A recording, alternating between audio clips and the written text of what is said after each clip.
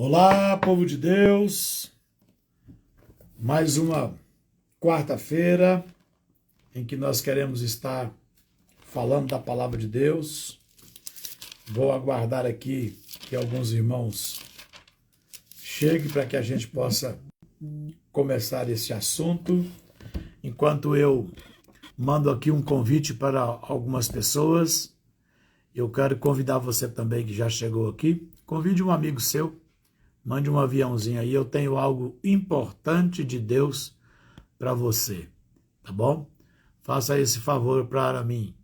Envie aí um convite para alguém que possa ouvir a palavra de Deus e que precise. Agora nós vamos tratar do tema: os pais preparam o caminho para os filhos.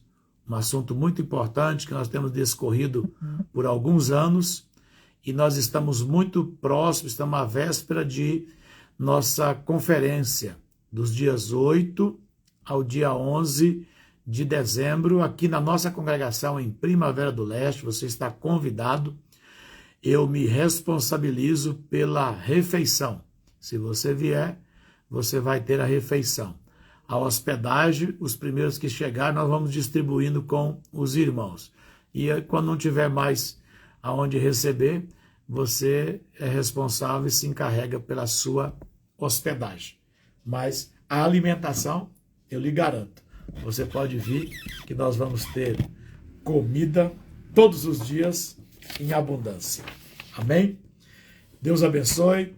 Pastora Rosicléia, esposa do pastor Ismar, lá de Uberlândia. Povo querido, povo nosso, Deus abençoe por estar aqui.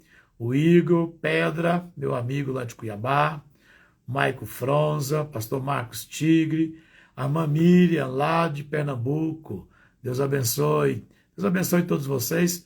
Não vai dar para que eu fique aqui dando atenção a todos vocês, mas estão presentes. Pastor João também está aí. Já pode entrar aí, João. Vou te mandar um convite. Que o João estava viajando e não ia poder estar comigo. Mas já que ele está aqui, vou convidar ele. O João sempre é um privilégio, né? Então, ó, que ele já está... Olha, rapaz, você já chegou? Você já está em casa? Estou aqui roubando a internet e a energia do pastor Thies. Ah, tá. Eu estou vendo aqui, achei que você já estava em casa. Maravilha. Não, eu estou aqui só pegando... Amém.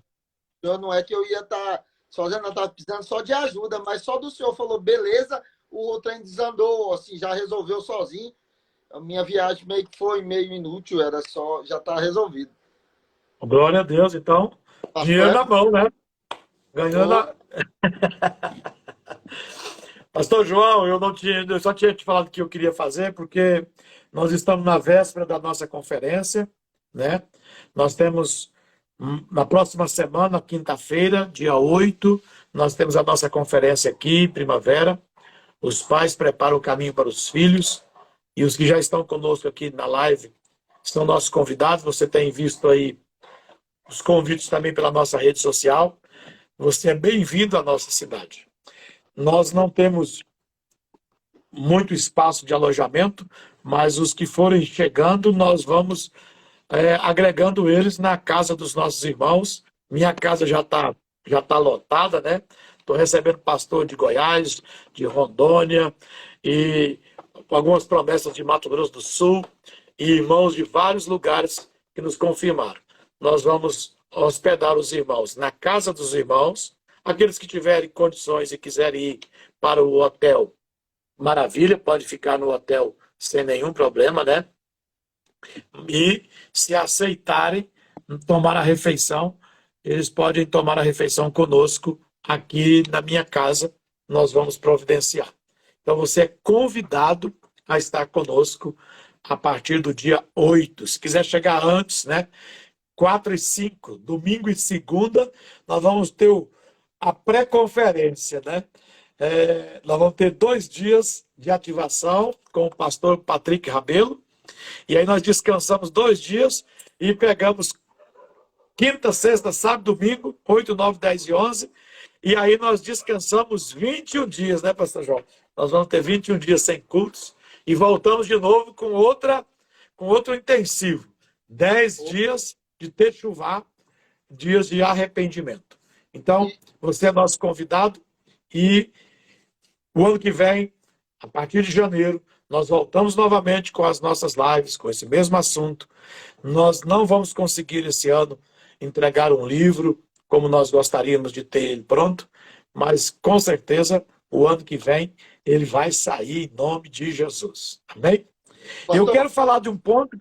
Sim, pastor João, pode falar? Eu vou fazer um comentário. Como o senhor disse aí das férias, um pastor, eu comentei isso no Amapá, e um pastor me disse, mas como que vocês têm coragem de fechar a igreja assim? Eu disse, porque a nossa fundamentação não está estruturada no templo. Eu falei para ele, ó, nossa ideia está, porque ele falou, nós estávamos conversando sobre escatologia. Eu falei para ele, a igreja mais preparada para o ambiente de escatologia que eu conheço, sem nunca ter tido uma aula sobre escatologia pública na igreja nossa. Ele falou, por quê? Eu falei, por qualquer tipo de perseguição religiosa que for estabelecida, nós estamos preparados. Porque nós estamos investindo internamente. Um avivamento silencioso e interno. Então, as pessoas ouvem o senhor falar, nós vamos ficar aí 20 dias sem culto. Por quê? Porque o foco central não está na comunidade, está na família. E as famílias se unem e formam uma comunidade de fé, correto? Porque não adianta nada tentar organizar uma comunidade sem ter feito famílias.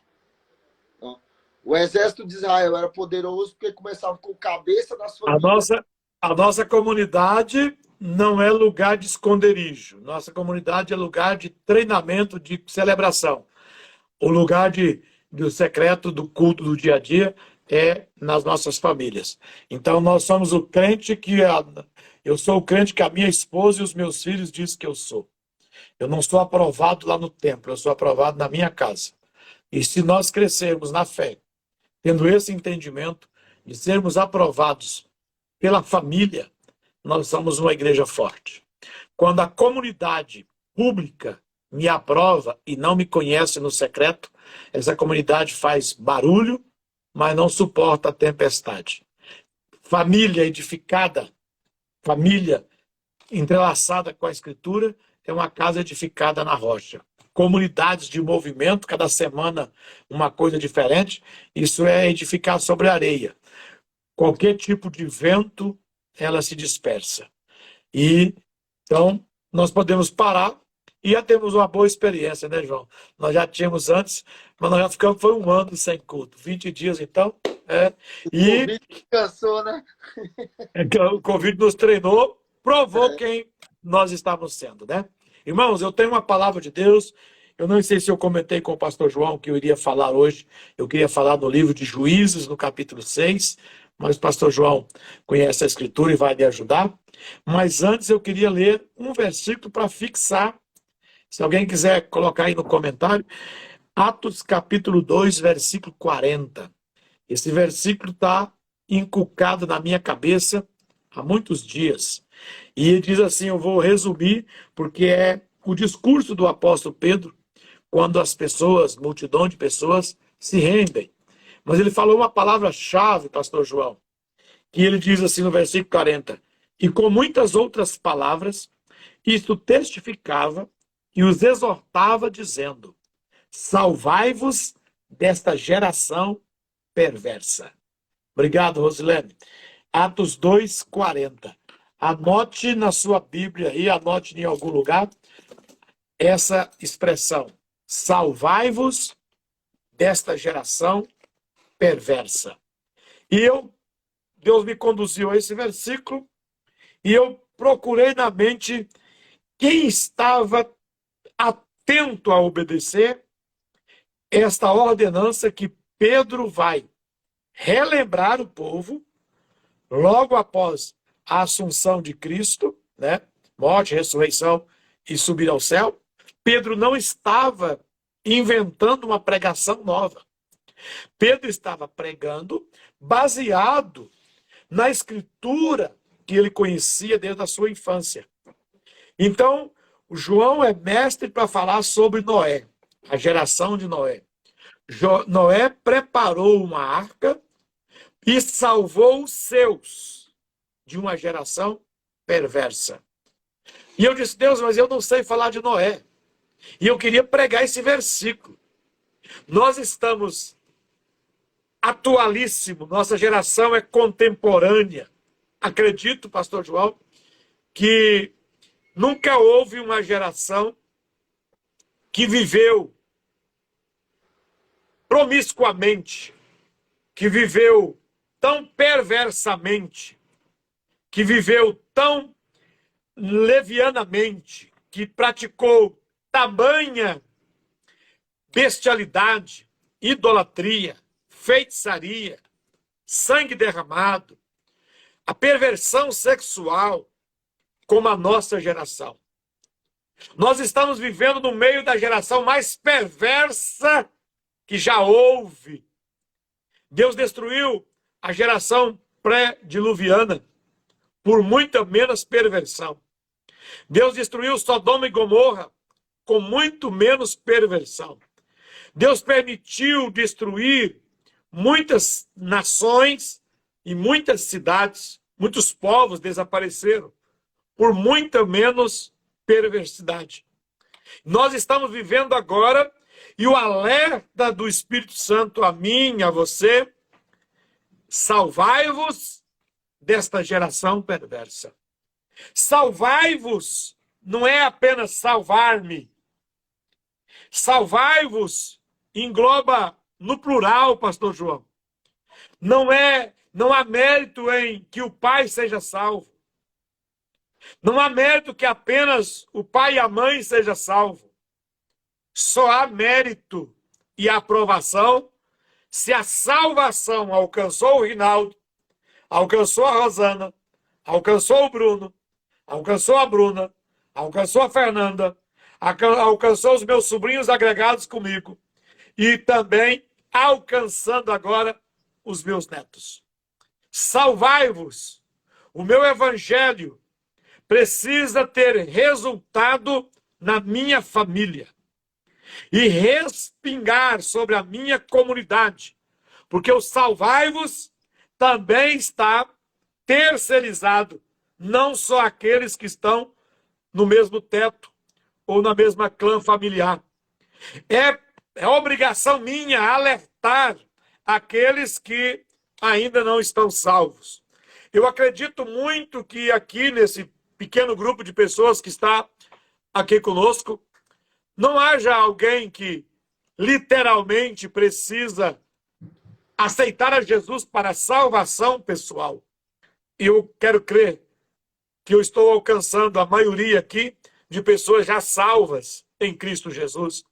Que se hoje fosse o último dia de vida, se hoje acontecesse o arrebatamento, você estaria com o Senhor.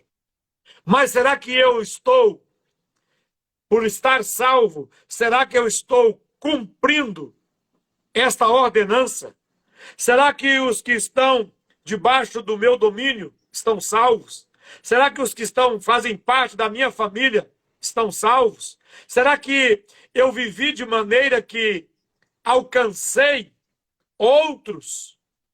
Então eu disse, Deus, me dê um exemplo de como eu posso salvar-me. E o que me veio ao coração, pastor João, foi a vida de Gideão. Gideão estava vivendo em um tempo em que os inimigos vinham contra Israel, e esses povos eram midianitas, amalequitas e os povos do Oriente, e os destruía. Eles estavam vivendo em uma geração perversa. Israel não queria ser perverso, mas ele copiava as nações vizinhas, ao ponto que Deus os corrigia e os entregava na mão desses povos perversos. Mas um homem que foi chamado de varão valoroso, ele pega o trigo e vai para um lugar mais discreto, vou dizer para um lugar secreto, porque era um lugar mais baixo, que ele poderia ter uma proteção, e lá ele está malhando o trigo para salvar a sua produção. E enquanto eu pensava nisso, pastor João, e agora eu abro aqui para você, e eu sei que você já viajou na história, o lagar representava a casa de Gideão. O trigo, os filhos, a esposa. O malhar, o trigo, estava ligado à aplicação para preservar o lar, para preservar o matrimônio e para preservar os filhos. Ele foi chamado de valoroso, não é porque ele tinha um estoque de trigo em casa. Porque naquele momento não valeria muita coisa. Não vale muito, pastor João, você ter uma conta gorda e ser um pastor como eu, se um dos nossos filhos disser para nós que não tem desejo de ser um macho. Não há dinheiro que vá consolar ou confortar o meu ou o seu coração, ou de qualquer um dos amados irmãos que está aqui na live, se um dos nossos filhos se tornar um viciado em droga. Não vai adiantar o salário ou o depósito ou o grão amontoado em um celeiro se eu tiver que visitar um filho na prisão. Se eu tiver uma filha no prostíbulo. Então Gideão aqui é uma figura de alguém que zelava do trigo, de alguém que estava, enquanto o mundo lá fora praticava toda a perversão, ele estava concentrado no lagar, ele estava concentrado no seu lar, vencendo o inimigo do seu lar, vencendo o diabo no seu lar, vencendo a carne no seu lar, vencendo as ideologias do seu lar, zelando do seu lar. E dentro do seu lar, ele cuidava do trigo, ele cuidava do que era mais precioso, porque o trigo é a manutenção da vida, mas um casamento e os filhos em paz. Agora, à tarde, eu ouvi um homem milionário ou bilionário, não sei como eu posso dizer, não sou fã dele, mas ele é um grande influenciador, um grande comunicador, que é o Pablo Marçal. Não sigo ele, eu entrei e vi, eu queria ver, era o depoimento da reunião no Senado, mas quando eu coloquei, ele estava falando e eu prestei atenção, e ele disse, olha, o que mais me alegra não é ser milionário, não é $1 milhão, é quando eu desço do carro em algum ambiente com os meus 3 filhos, e agora ele disse que vai atrás de ter mais 2, ele quer agora gêmeos. Ele está saindo de férias, pastor João. Deve ter feito algum tratamento, e ele disse, nós vamos voltar, e minha esposa vai estar grávida de 2, eu quero ter 5 filhos, porque eu não posso ser rei. E ele diz com essas palavras, eu não posso ser rei, porque eu sou milionário. Rei é quando eu desço do meu carro, ele diz, não adianta eu andar de Mercedes, andar de Ferrari, se eu não tiver família. O que me faz rico são os meus filhos, é a minha esposa. Eu falei, olha, eu não tinha muita admiração por ele, mas eu vou prestar mais atenção nele a partir de agora, porque ele disse isso, ele disse, a glória de um rei é mostrar os seus súditos. E eu, como rei, sacerdote, eu tenho que mostrar a minha prole, a minha família. E não aqui reprovando ele, que eu não sei o procedimento dele. E eu pensei, ele tem ensinado muitas pessoas a ganharem dinheiro. Será que o dinheiro vai conseguir fazer com que os nossos filhos sejam salvos desta geração perversa?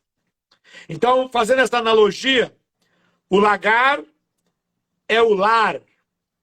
É aonde você tem que malhar, você tem que suar, você tem que orar, você tem que jejuar, você tem que aplicar a escritura, você tem que se esforçar, você tem que fazer sacrifício, você tem que colocar algo todos os dias na presença de Deus. Como o pastor João fala, você tem que ser uma lâmpada queimando constantemente, não pode vacilar, não pode descuidar, não pode ficar desapercebido. Por quê? Porque o lagar é a minha casa, o lagar é o lugar que o inimigo não encontra, o inimigo não pode entrar. A Bíblia diz, eu edificarei a minha igreja e as portas do inferno não podem prevalecer. Uma família que serve a Deus, o inimigo não pode entrar. Ele vai caminhar por todo o campo, mas ele não vai enxergar o seu lar, a sua casa. Está protegida. Um lar que tem a presença de Deus é como nos dias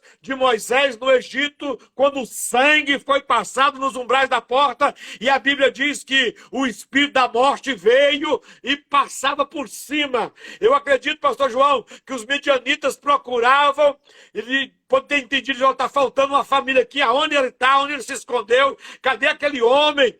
E eles não encontraram. Mas o anjo sabia encontrar ele, né? O anjo foi certinho na casa de Gideão, no lagar. Lá estava Gideão malhando o trigo, preparando o trigo, lendo a palavra para os seus filhos, orando com a sua esposa, amando a sua esposa, amando os seus filhos, celebrando os princípios da palavra de Deus, honrando ao Senhor com todos os seus deveres. E o anjo chamou esse homem de valoroso. Então, nós devemos tirar essa lição, salvar os nossos filhos dessa geração perversa. Vai ser como Gideão. Pastor, e termina por aí? Não. Depois que você tiver salvado a sua casa, salvado a sua família, Deus vai levantar um exército e vai te dar 300. Você vai pensar que é 32 mil, mas você pode contar só com 300. Então eu tenho 300 crentes, eu fui fazer a conta, eu posso contar com os 3 já. Meu pastor, Sim, pastor João. eu estava estudando, né, para a nossa conferência, e eu encontrei algo que vai muito, até não queria comentar aqui agora, porque senão vai ficar repetido na conferência, né? Mas escute, o senhor falou de trabalhar escondido, sem... O senhor pode procurar nas escrituras, eu reparei isso hoje, eu verifiquei já 4 vezes, eu vou verificar. Não há, pastor, o turno de Zadok no sumo sacerdócio. Não há o turno dele. Não, ele é sumo sacerdote, ele é do filho de Arão. Mas quem executou o turno foi Abiatar. Ele não ficou oficialmente, então ele era ele era um auxiliar, ele era alguém que trabalhou, mas ele não teve o sucesso do ministério, ele não chegou lá, pastor, porque ele não herdou a estola, ele nunca entrou. Mas ele é o único sacerdócio que Deus vai garantir acesso, porque 100% do seu êxito foi familiar. Pastor, ele não chegou, ele não executou o ministério, o sucesso não bateu, ele continuou sempre malhando trigo escondido. Mas quando Ezequiel vai pegar, ele vai dizer, olha, eu quero que o filho de Zadok, os filhos de Zadok venham para cá. E qual era o princípio? Que antes de todas as coisas, ele tinha que ser um exemplo familiar. Antes de todas as coisas, o homem que vai salvar a cidade é um homem que deu conta de salvar a família. Meu Deus. O libertador de Israel, Gideão, teve que ser o estabelecedor de uma comunidade. E a Bíblia vai falar dos filhos de Gideão, dos 70 filhos. E eu estava, quando o senhor falando, eu fui pensando, porque quando o Gideão derrubou o altar de Baal, o primeiro homem a ser responsabilizado por esse feito, pastor, foi o pai de Gideão. Eles foram atrás do pai de Gideão e falaram, o que seu filho fez? Então eu entendo que esse exercício, essa responsabilidade, também ele tinha aprendido com o homem, que tinha mantido a fé intacta. Quando eles olharam o altar de Baal caído, eles pensaram, só tem uma família aqui que não cultua Baal. Só tem uma família aqui que continua crente. Só tem um tipo de gente aqui que continua fazendo o que Deus mandou. Deve ser daquela família lá.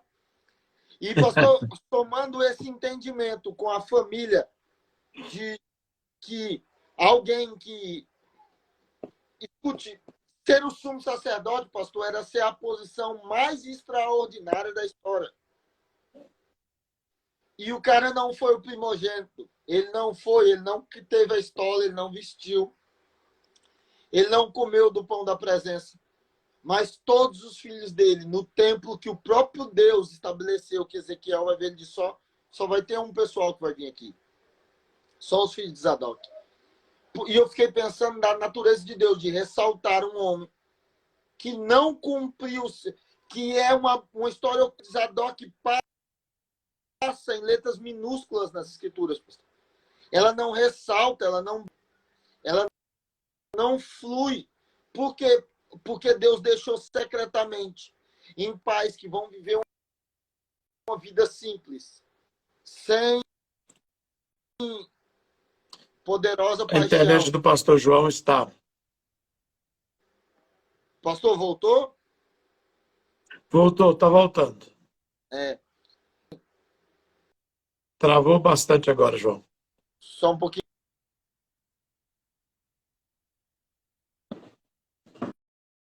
Falando sobre a casa de Zadok, do qual ele nunca teve um turno de adoração, mas a sua família foi escolhida por Deus para permanecer.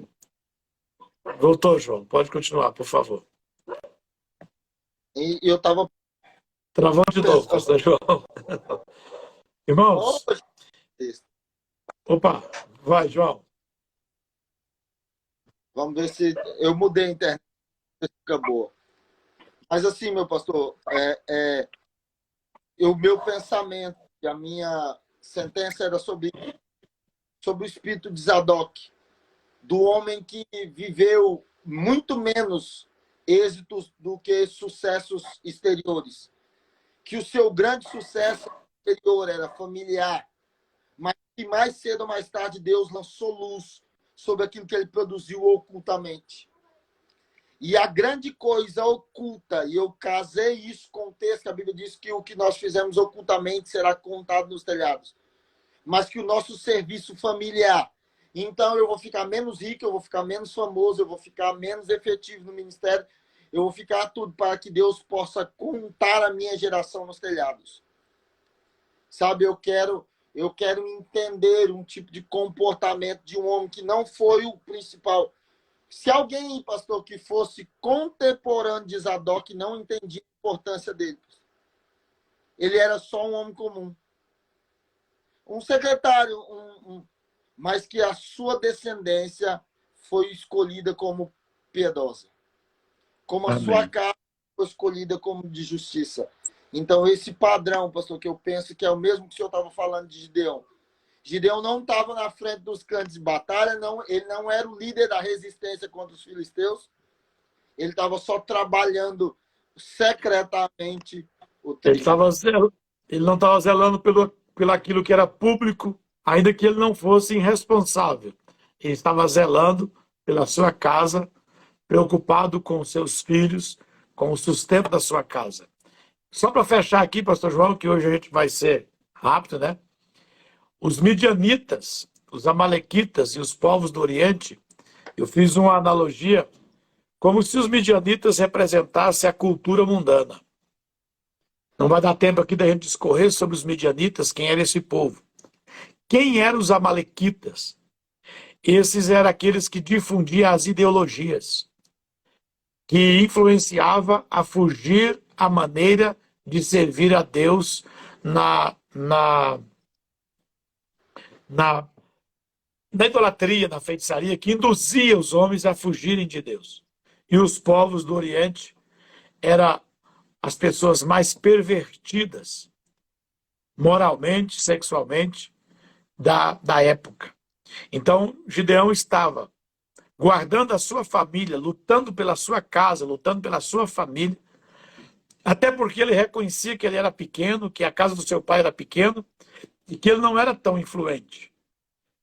Então ele não tentou salvar a nação.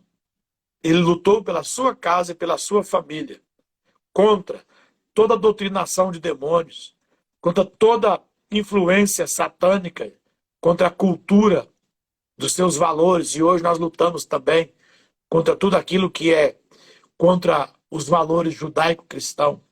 E ele lutou contra toda a influência carnal, essa perversão moral e sexual. Que nós possamos, como Gideão, e como Abiatar, como homens que pode não sermos famosos lá fora, mas nós vamos ter êxito aqui no secreto. E como o pastor João fez menção, se você vencer no secreto, Deus vai te fazer conhecido no telhado. Se a sua família for aprovada, eu acabei de fazer uma live aqui, pastor João, parte dela eu sei que você estava lá, com a filha do pastor João Siqueira, que tem 25 anos.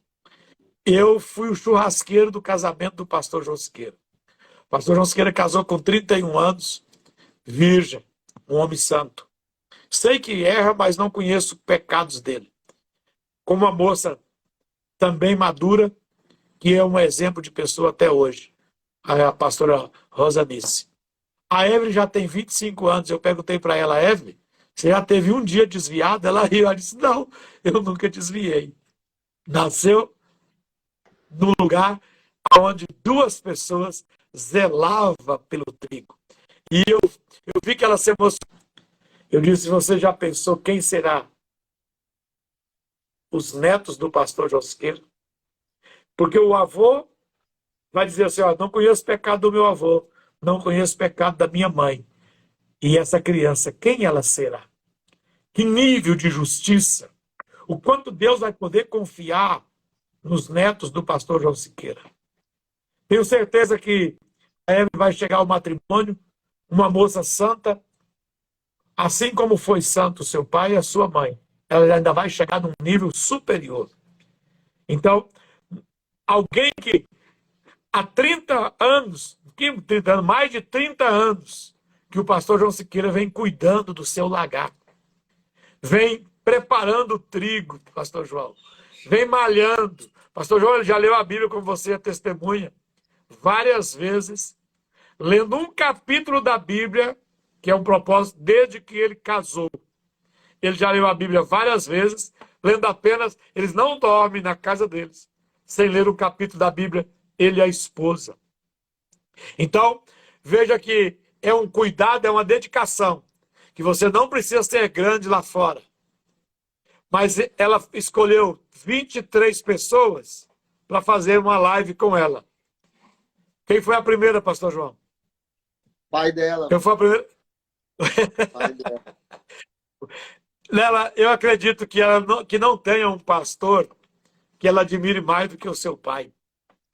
E é isso que está faltando. Por quê? Porque a maioria de nós, cristãos que dizemos ser crente, não somos admirados pelos nossos filhos. Sabe o que acontece? Nós não estamos salvando os nossos filhos desta geração perversa. Porque os nossos filhos não estão nos vendo em um nível superior. E esse é meu desafio, é o nosso desafio da comunidade, nós os pais, prepararmos o caminho para os nossos filhos. Deus abençoe você, Deus abençoe pastor João, que achou o tempinho aí para estar aqui. Sempre a sua palavra é esclarecedora. Muito obrigado, Deus te abençoe. E eu convido todos vocês para do dia 8 ao dia 11, aqui em Primavera do Leste, na nossa comunidade, nossa conferência. Os pais preparam o caminho para os filhos. Não temos muito, mas nós temos algo que você precisa. Se eu fosse você, eu vim até aqui. Deus te abençoe. Até quarta-feira que vem. Nossa conferência começa na quinta, mas quarta-feira que vem ainda vamos ter mais uma live. Aí voltamos só em janeiro. Que Deus te abençoe. Vai ficar salvo e você ouça novamente se você não pegou o começo. Não é longa.